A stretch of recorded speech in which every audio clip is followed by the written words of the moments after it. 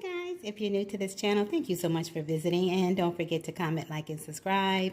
And if you're returning back, you know I love you so much.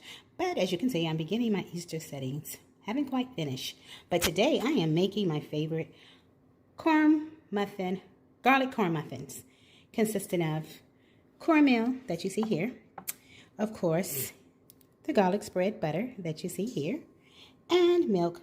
My favorite ingredient would be the honey that you see here.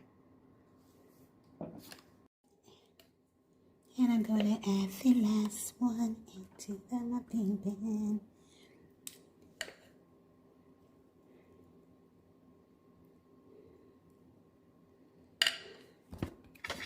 It's time to bake the muffins.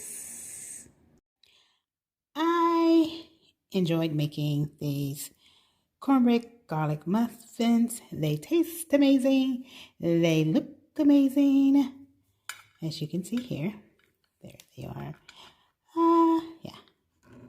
These muffins look so delicious. Mwah. I also made some vegetable soup with every vegetable that you can think of inside this soup.